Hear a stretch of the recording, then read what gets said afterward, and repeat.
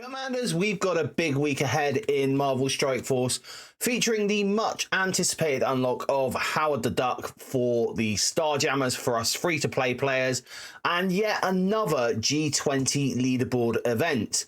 I'll break down everything you need to know, how to maximize your progress, where to focus your resources, and the best strategies to stay ahead without overspending. So without further ado, let's dive into it. So as per usual, we start off by taking a little bit of a recap at the 7th anniversary or the main month-long event. And as you will see, as of time of recording, I have completed this. Now, full disclosure, I did save my daily objectives from today to claim when this event went live. So I'm possibly one claim ahead of you guys, but hopefully you will all finish this tomorrow when you claim your daily objectives if you haven't already finished it. All in all, this has been a really easy month event, and it has been quite nice, especially considering it is the 7th anniversary. But we are still in week 4 of the 7th anniversary. So what does week 4 have in store for us? We've got 7th time is the charm. This is the event that is the main event to feed into the month-long event. This has started as of time of recording and is a 7-day event. So we'll finish on Monday, the 31st of March at 2 p.m. PST or 9 p.m. GMT. 7-year bash. We have been doing this now for 4 weeks, so we should all know what we're doing here, but that has again already started. Also is a 7-day event, so we'll finish on Monday the 31st of March. The event we really need to pay attention to this week, though, is The Legend Continues. This has already started at time of recording and is a 7-day event. Now, there is a part in this event where we are only going to be able to score points for technically 6 days, but technically also we do have 7 days worth of it. We'll go over that a little bit later on though. Sinister 7 is this week's quick rumble. That is going to start on Friday the 28th of March and finish on Sunday the 30th of March. And this week you are going to get extra points for using Sinister 6 characters in Blitz. That should be pretty simple, and all extra points if what has happened to me happens to you tomorrow. So let's break down the web event 7th year bash, and this is a nice simple event. There are more 7th year tokens available in this event this week, and you are going to get those by spending the eventful energy, which is the 7-year anniversary campaign energy found in the event section, and the Starship energy, which is the Starjammer campaign, the Starjammer sort of showcase. There is 110,000 7th year tokens this time around. That's a big increase. They've been about 30,000 in the past few. And your to-do list for this is no different than it has been for the past 4 weeks, which is to spend your 288 incoming energy every single day for the 7th anniversary campaign, and to spend your 288 energy that comes in daily on the Starship energy, which is the Starjammers campaign. 7th time is the charm. This is where we're going to be getting a nice little costume for Oath. You're going to be getting 7th time is the charm milestone points, which is going to come from your daily objectives. That's what I've claimed to allow me to go over and complete this whole thing.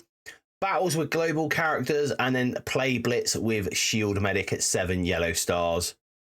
Your reasonable free-to-play total is going to be 314,000 points, and your to-do list is to do 3 Blitz rotations with all global characters. Now, this you can spread throughout the entire week. Do 1 Blitz rotation today to get the character Blitz out of the way, which is War Machine this week.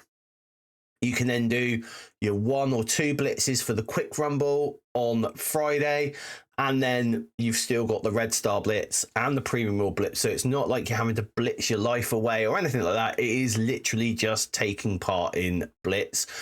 Also, raid battles, arena battles, anywhere where you're using global characters, that is going to all count. I've just used Blitz as an example because it is quite an easy thing to do and something we are going to have to do throughout the week.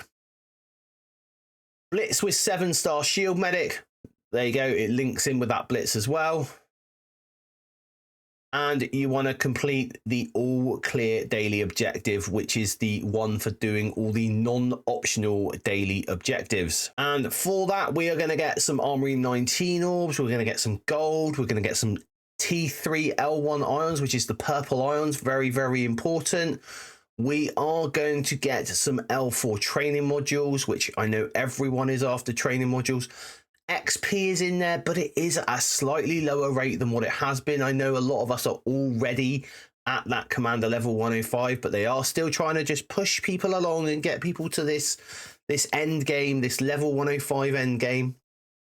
And the main part of this is the Oath 7th anniversary costume. And this is what it looks like. It's just a black reskin of Oath. Doesn't look a lot different to the standard costume, so probably my least favorite out of the costumes that we have got for this 7th anniversary event. And for those of you interested in the math for this, we have 360 global battles needed to get the limit on the points on this one, which is 2.29 battles if using all the global characters that are available within the game, hence the blitz side of it.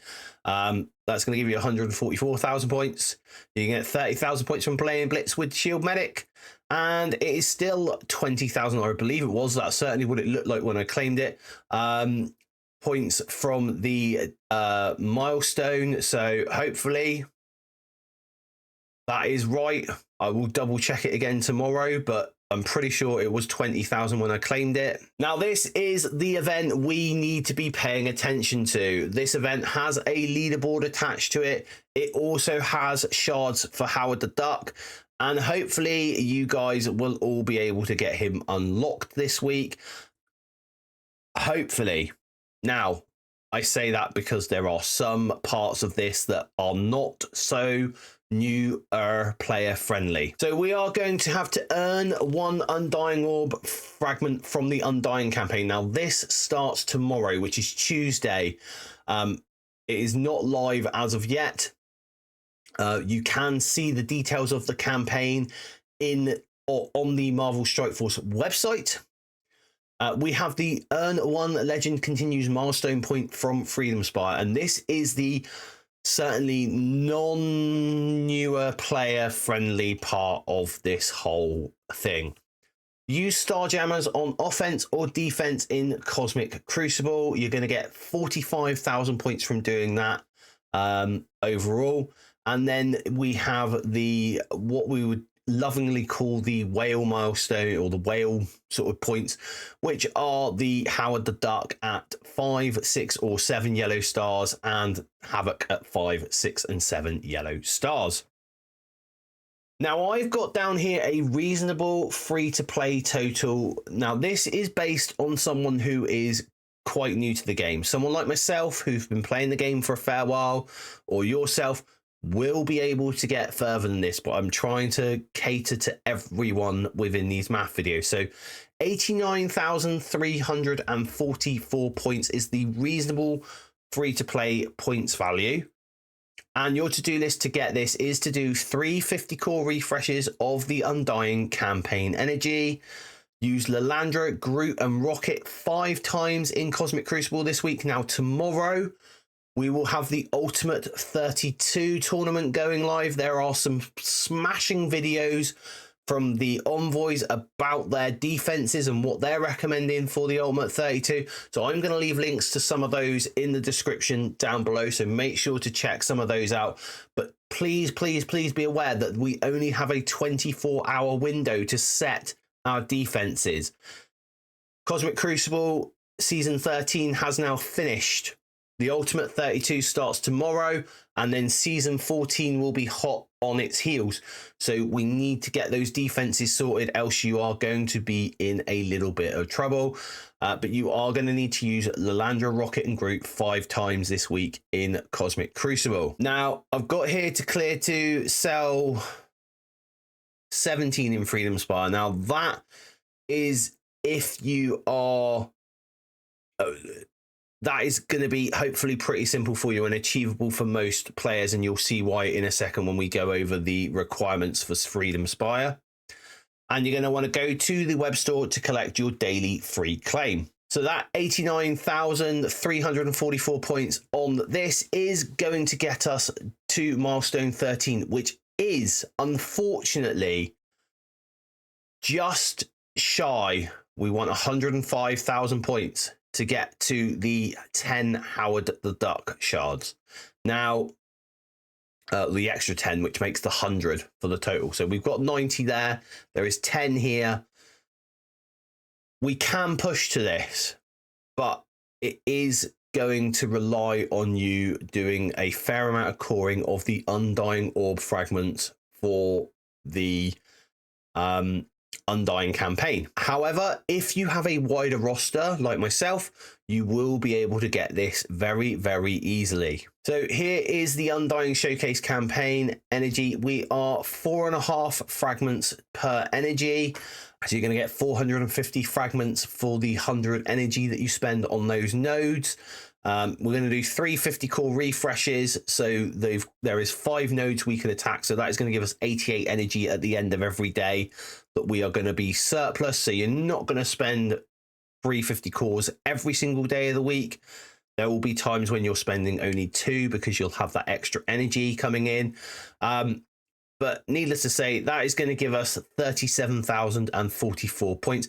That is without having to do any refreshing of the nodes, so spending power cores on refreshing the nodes or spending any extra power core refreshes. You're using your star jammers in Cosmic Crucible. That's going to give you your 45,000 points. And then this is the Freedom Spire. So there is a total of 85,300 points. Now, what I have done for that reasonable points total is to get you up to cell 17. So you will see here that that is capping out at the Asgardian cells. And the reason for this is because I wouldn't recommend anyone building any Asgardians outside of Odin and Hela. I do know that Dorky Dad was talking earlier in his video that he did with Scotty, which again, I'll leave a link to in the description down below. He was talking about that he was trying to speak to the devs about maybe putting star jammers as a option on this cells 17 to 19, as well as the Asgardians. Whether they make those changes or if it was too late to make those changes, which it probably was. Hopefully we'll see them in the next iteration of this. But I would not, if you don't have Odin and you don't have Hela, I would recommend that the cell 17 be your sort of stopping point in this, because building up someone like Val or any of the other Asgardians is really not worth your resources at this present point in time. And then we've got our free claim, the Legend Continues, which is 500 per day. Now, the one thing I don't know is what we're going to get over the weekend. They have been pretty generous. Most weekends giving us sort of 1,000 points at a time. But I do not know what they are going to give us over this weekend. Now, one thing to make you aware of is that this is a leaderboard event and they have changed this, and this is actually really, really good. If I can land where I landed last time, I'll end up with enough Crimson encoded data to be able to do nearly 2 characters to tier 20, which is really quite nice. Now, I have made an infographic for you all, which is available on the Jetson Squad Discord. It is also available in my YouTube community tab. This is my recommended squads here. Now, I have tried to keep this as concise as possible. I have tried to keep this within characters that have come out within the last year. The only characters that do not fall into that category are Apocalypse, which you should be building anyway, and Super Skrull, which again is a should build just due to the power level of those characters. Black Knight is, I've allowed myself, it's just on the cusp. His team came out free to play in March 2024, so I have allowed that one to sort of slide, but In future, when these come back, he will be off the list. And that wraps up this week's event breakdown. Why don't you let me know in the comments below, how hard are you going to go in on this event? How far do you think you're going to get in Freedom Spire? And how do you feel about this G20 leaderboard? If you found this guide helpful, drop a like and subscribe for more Marvel Strike Force content. And until next time, everyone, stay positive.